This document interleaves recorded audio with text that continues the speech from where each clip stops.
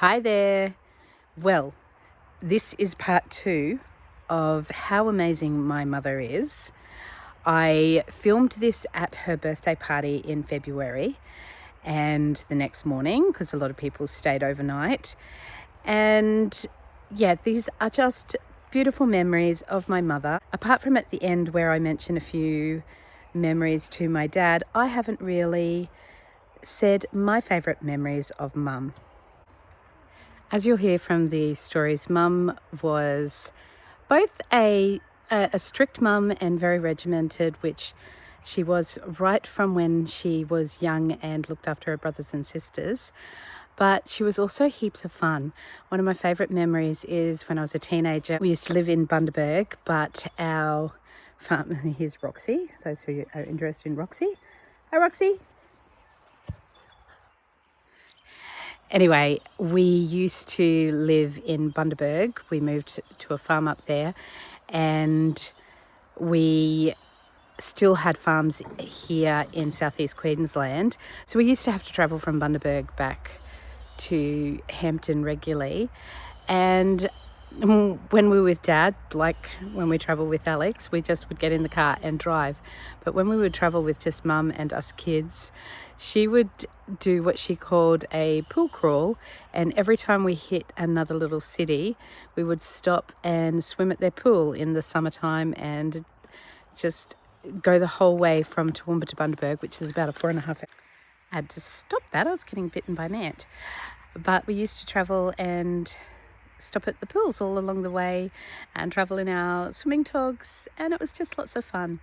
Mum used to love doing park crawls. We'd do that with our cousins and just go from park to park to park. The other big thing that I appreciate about my mum is that she is such a prayer, and with me having cancer, I just always feel Mum's support. And I know that it breaks her heart having a child, even an almost 50-year-old child with cancer, and it weighs on her heavily, but she just translates that into prayers, and I just always appreciate it. Mum's always prayed for us. She used to get up early in the morning and iron, and whenever she was ironing, she would be praying for us and everything else, but particularly us children. And I always took comfort knowing that Mum was always praying for me. And I still take comfort in that Jonty, when he was born, got a blanket that he used to use as a baby. Mum calls it the prayer blanket because we had been infertile for 5 years. And when she crocheted that blanket, every stitch was a prayer. And she just prayed and prayed that we would have children. And it's rather amazing now that we have 5 children. So I always appreciate that about Mum also. The other beautiful memories are I often just get cards in the mail just from Mum saying how much she loves me, how much she admires me, but I'm the one that admires her. Can you hear yelling? The Broncos are playing in the final. Looks like we were losing, but they are the kings of comeback. So the yells I might go and check, because the yells might be indicating that they are making a comeback in the dying minutes of the game, which they did last weekend. No, the weekend before last, which was great. Anyway, please do enjoy the video, and I know this is family moments and not life with cancer, but even as an adult, you need your mum. Love all the one-on-one chats that I have had with Mum over the years, right from childhood, but I still rely on them. Mum's still the person that I'll ring up and ask for advice. And yeah, there's just nothing like a mother's love, is there? My mum is an incredible woman. Love you, Mum.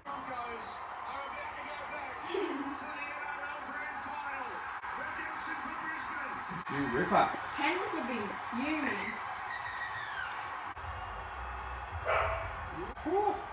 That was tight.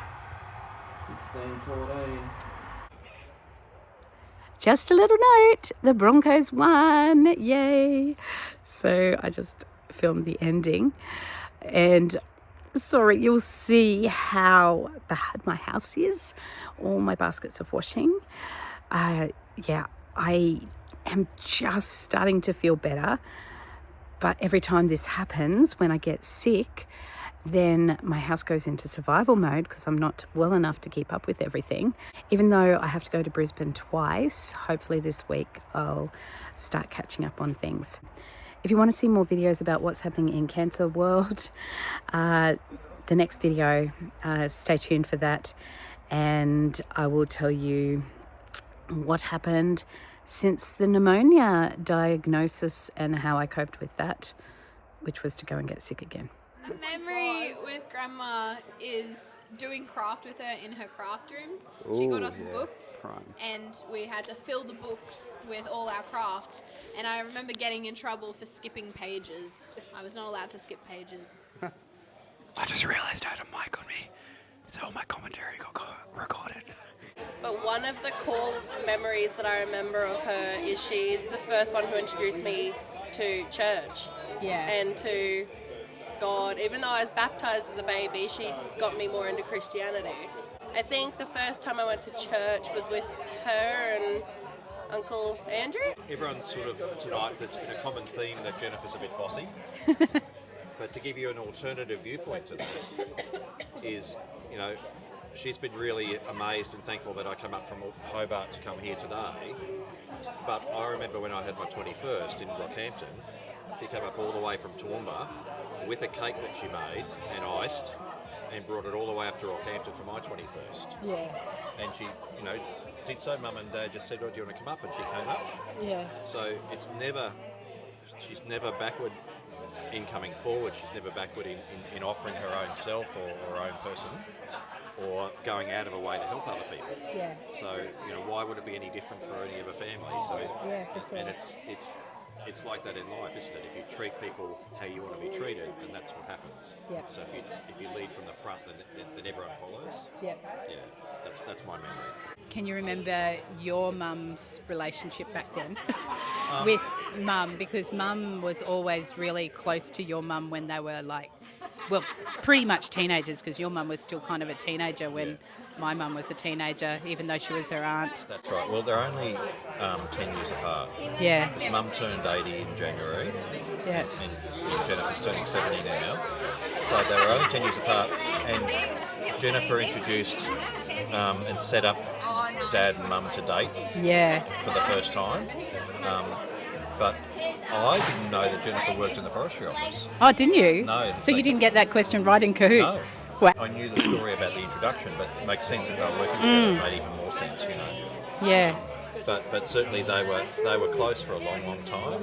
Okay, so we've got mum's cousin Leanne, and your memory is My of? memories is being at Grandma and Poppy's Yeah. and just seeing lots of photos of us as little children. So, and yeah, there's not much memory there, but it's the memories of the photos. Yeah. Yeah. Lovely, thank you. Okay, mum's cousin Anita. Probably a couple of different memories. Probably one that relates to Eli and I is our wedding, when Jennifer made our wedding cake for us, which was absolutely amazing. Probably one that I can think of growing up would be going out to Highfields and spending the time with Jennifer and the kids and everything out there. I can remember that too. You're taking us to parks and... Yeah, and Katrina just confessed that I took her for a drive and we got 2 Freddo frogs, which one was supposed to be for Caitlin and one for her, and she ate both of them. I never knew. Naughty girl. Okay, I've got Katrina on camera now. What is this about the Freddos?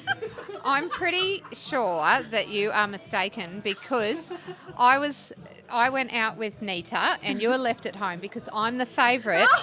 And then Nita bought me 2 Freddos, 1 chocolate and 1 white chocolate.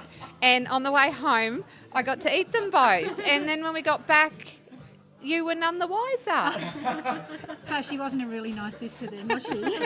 Eating both the Freddos. And I only found this out. I've just discovered that Nita bought a Freddo frog for me and Katrina ate it. Katrina was supposed to give it to me. I was thinking of your health. To her now. But she used the excuse that one was chocolate and one was white. That's why she ate both of them. You need counselling, Caitlin. I don't remember.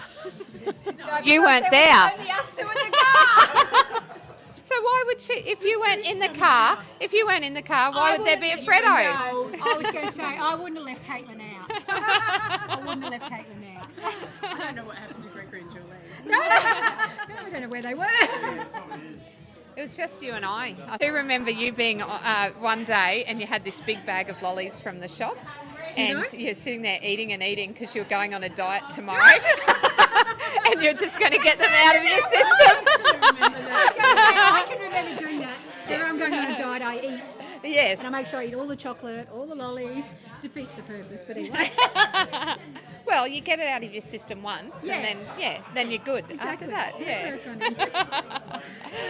I think what hit me a lot today was how all her siblings said she was so strict and so down the line. I didn't feel that growing up.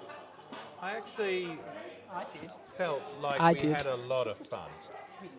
Like we did the park crawls and the pool and we didn't have the device life that we have these days, but we kept busy. We didn't have television. During the week it was always a treat, and I think for me, I'm glad for the aunties and uncles that got rid of that strict side of mum. So she was pretty chilled by the time she got to us. I did love the Don Francisco in the car. I do remember that. We had quite a few, adventures in the US with Mum and Dad, and it was a great trip. But it was also, there was some hairy times between Mum and Dad with the car driving. That was mainly Dad, wasn't it? Yeah, well, Mum panicking. No. So no, it's been fantastic. There's so many things you could say about Mum, Jennifer, or Grandma. Just her love of family. That was one of the first things I sort of remember. Just how she accepts everybody, especially with my big kids. They were just instantly part of the family. As soon as they came around, they were accepted. It was really appreciated. Way back then, I know that, even though they haven't been here for a while, but I know that she's always supported them, and I much appreciate that. Thank you. I just first wish Jennifer a happy birthday. Thanks for inviting us and getting us all together. All the time Jennifer's been the main get-together person. If we needed a family reunion, Jennifer's always the one to organise it, because I don't think we've done this in the last 5 years, which Jennifer organised at Christmas, and here we are again. And I hope she can keep doing it, otherwise it'll be handed on to one of us. And I'd also just, with Jennifer, we don't keep in touch a lot, but for 7 years when Mum and Dad were at Tarcoola, Jennifer was my go-to person for any questions or any help I needed, and she's always willing to give me that assistance at that time. So happy birthday. Happy birthday, Auntie Jennifer. Happy birthday. Give it to Charlie. So happy birthday, Auntie Jennifer. Happy birthday, Auntie Jennifer. That's lovely, Charlie. Happy birthday, Auntie Jennifer. Happy birthday, Auntie Jennifer. Great sister, my eldest sister. I hope you have a happy birthday. It's very enjoyable seeing everyone here with you. I hope you enjoy it. Very good. Happy birthday, Auntie Jennifer, and I just want to say that the most memorable moment for me is I've been in the family since I was 15, and from the day that I met the Youngberries, I've always felt included, be it when we were travelling from Canberra or Armidale. The feeling of just fitting in and being part of the family has always resonated and stuck with me. So thank you for always including us, and happy birthday and all the best moving forward. Thank you. Auntie Lorraine was just saying, I was 17. I was 17, yes, when I first met you, Jennifer. You were always welcoming and the big sister, I guess, of John, who I love and still love very dearly. The one moment that really always resonates with me, and you are forever bringing up and reminding me, is that glass. It was a special glass, and I know you always liked fine glasses, and we had a glass that leaked. And of course, you ended up picking that out of the cabinet to have a glass of water, and you've always blamed me for it, and I've always said, yeah, okay, I'll take the blame. But I think it was your brother who really bought that glass. Apart from that, Jennifer, you've just always, as I said, been welcoming. It's always lovely when we come to see you and greet you, and yeah, I don't know, in the family, it's such a big family. I come from a smaller family, of course. It was just so, you were always so welcoming, and love you dearly, and it's just so wonderful that we've been able to celebrate your 70th with you, and look out, we'll be here for your 80th. Okay, love you. Okay. It's pretty hard to pick a memory when you're mum's daughter, and I've got 42 years of memories to go by, but one thing that I always love is mum's sense of fun, and so, sort of to people outside of the family, they think that dad's the fun-loving one and mum's a bit more serious and all be wary, especially kids and peers, as I grew up and whatnot. And I was like, no, it's the other way around, actually. And so one of my favourite memories of mum is when she just gave this incredibly cheeky look at dad, and he knew straight away that she was up to mischief, and he's like, you better not. And she just picked up the water jug on the table in the dining room, carpeted dining room, and just dumped it on dad, screamed and ran. And of course, I don't know what was happening before or after that, but I'm sure that there was a reason for her cheekiness, and mum just has this way of bringing humour and fun into learning, and she's always been great, in disciplinary moments of going, okay, the discipline's done, let's move on and have fun now, let's move on and connect. And I think that you could probably see from the comments that people have made already that connectedness is just a gifting. Mum brings people together, and it's not just family, it's people from all different walks of life, and what an incredible bunch of things you learn from watching that in a mum. Auntie Jennifer always sends a birthday card, and every time he opens it, he always gets $10, where Harry and Layla only get $5. And I've always laughed because, no, it's not, and I know that. But Jack also... You may get back pay. No, he might have to pay it back. Oh, you're the wrong one.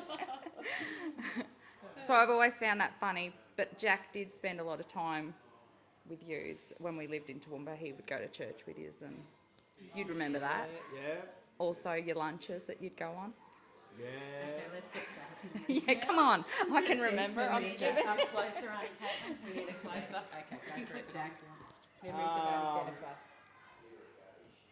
I don't know. Probably the $10. It's just, I think it's just because I'm better than the rest of them myself. But I don't know how much your kids get.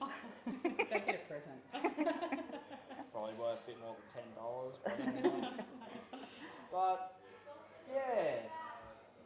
You've got memories from when you were a kid after church lunches? Oh yeah. Because Toowoomba was a fairly dark place. But I don't know, that always seemed to brighten it up a bit. Yeah. Look in the camera and say happy birthday, Auntie Jennifer. Happy birthday, Auntie Jennifer. There's been just so much good time. And, we were just a couple of kids who we grew up together, really. You know, we just always enjoyed each other's company, and now I'm crying. Oh, I'll start crying. So we were just two young people who spent, well, actually only 18 months together as boyfriend and girlfriend, and then I went to Mount Isa Mines. Came back in 6 months and married my Jennifer, who is just a delight. Then we had another couple of years together, nearly 3 years together as husband and wife, just enjoying life and doing stuff together. And before Caitlin came along, and there's so many wonderful memories of not only just enjoying each other and having fun. I remember we got married, and there were so many dramas to get to Mount Isa, because it was a big flood year in 1973, nearly as big as 1974, and it was an amazing thing. We couldn't go the way we'd normally go. We had to go up the coast, and we got held up, and we had to put our car on the train because the roads were all cut.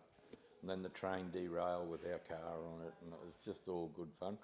And eventually got to Mount Isa, and as we crested the hill to come into Mount Isa, I remember so clearly as if it was yesterday. Jennifer grabbed my arm and said, "I want to go home."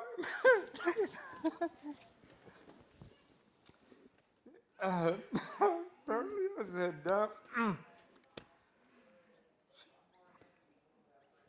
"Shut up, woman, you're not home." So feeling.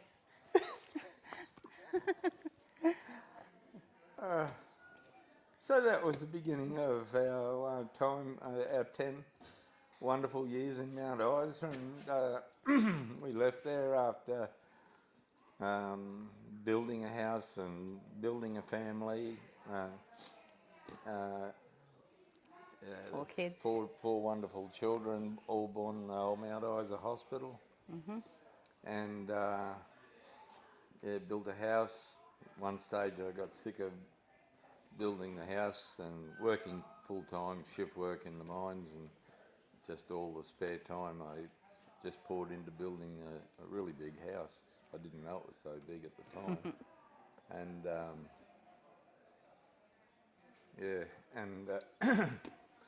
I got sick of it, and we decided to buy a ski boat. And Jennifer didn't really like the whole idea of skiing, so she got a boat licence and was the boat driver. And so we had great fun until the boat got blown up, did a big end, and I lost interest in the boat and went back to building the house. And it was built by the time I was born. Yeah. I can remember the house. I Well- should say some of my memories, because I can remember Mount Isa well, and the hot way of living as a toddler, and Mum was always looking for ways to cool us down with little bird baths, and which she called just having a bath in the middle of the day, and little wading pools, and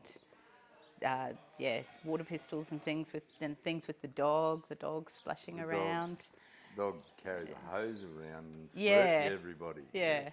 The dogs loved it. They reckon it was great fun. Yeah. Being Labradors. So.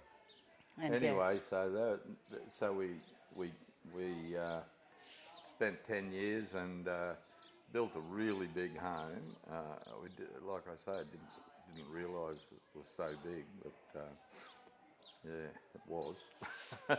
And it was basically 5 bedrooms back in the early 70s, which was ridiculous.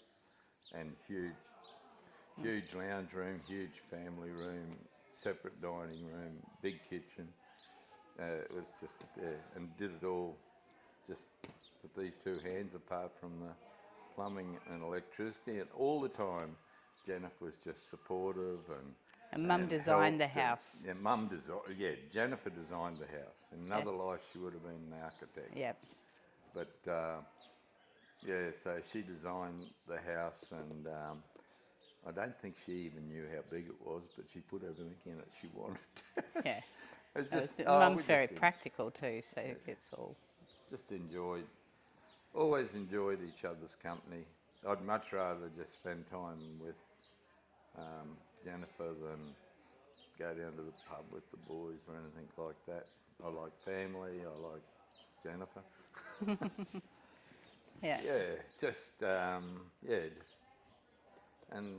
Our life's been like that for a couple of days' time, 52 years of marriage.